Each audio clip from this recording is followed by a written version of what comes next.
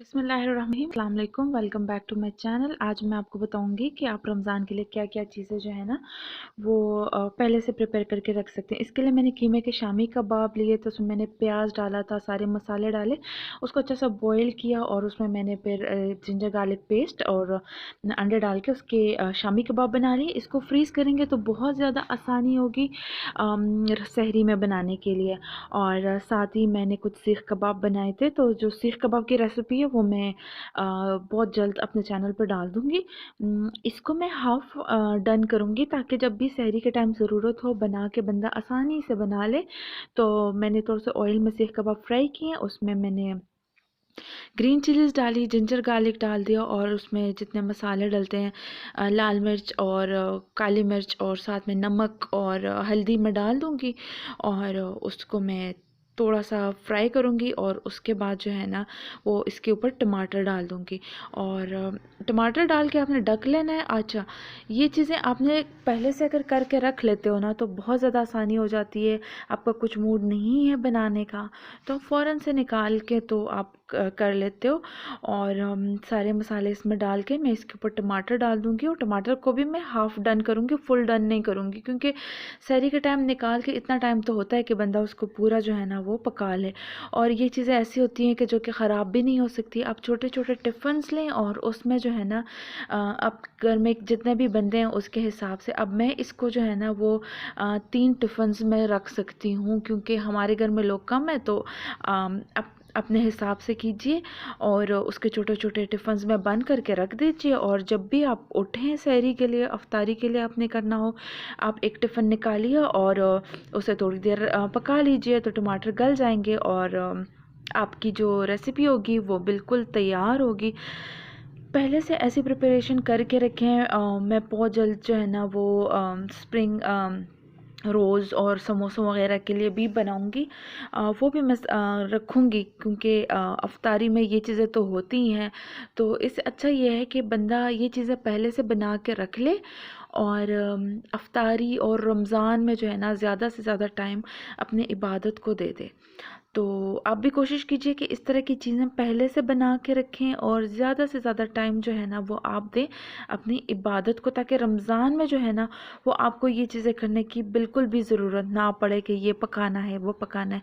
आप spring rolls, आप समोसे, जो दही बड़े के लिए बड़े हैं, आप ये सब चीज़ें पहले से करके रख दें।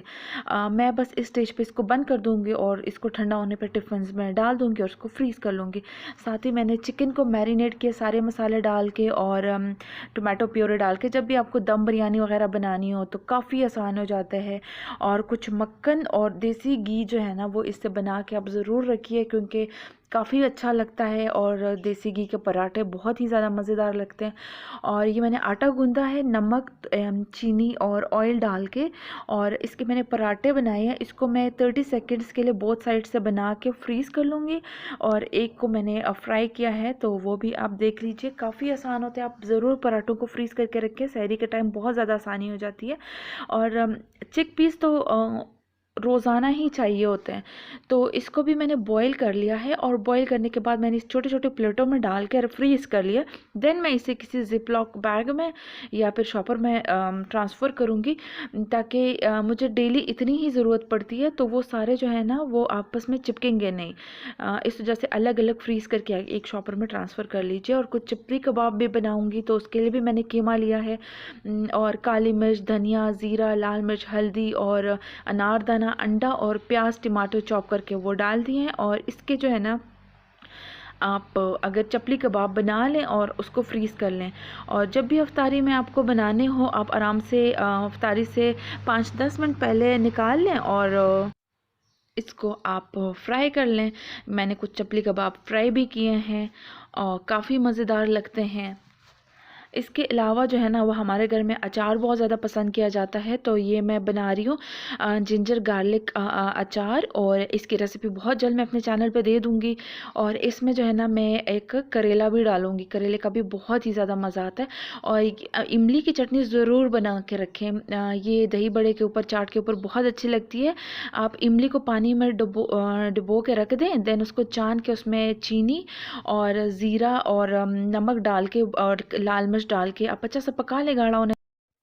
और आप कुछ स्नैक्स भी बना के रखें। ये मैंने आटा, कोकोनट पाउडर, चीनी और ऑयल को मिक्स करके उसके स्नैक्स बना के फ्राई कर लिए और रमज़ान के लिए रख दिए, क्योंकि रमज़ान में जो है ना वो स्नैक्स काफ़ी फ़ायदा देते हैं। आपको कभी भी भूख लग सकती है अफ्तारी के बाद। और ये मैंने मकई की रोटी बनाई है, जिसमें मैंने मकई का आटा और नमक को मिक्स करके आटा गूंदा है और 30 सेकेंड्स के लिए बोथ साइड से इसको फ्राई करके अब इसको फ्रीज़ कर लूँगी।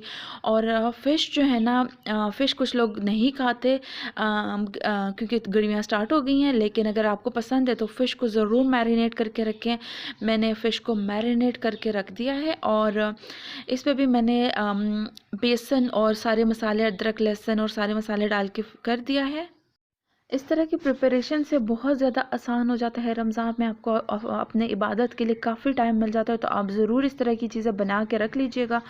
And thank you so much for watching my video. और बहुत जल्द मैं समोसे और स्प्रिंग रोल्स की भी रेसिपी अपलोड करूँगी, तो ज़रूर देखिएगा। और thank you so much for watching. मुझे बताइएगा कि कौन कौन रमज़ान की पहले से प्रिपरेशन करके रखता है। Thank you so much. अल्लाह हाफ़िज़।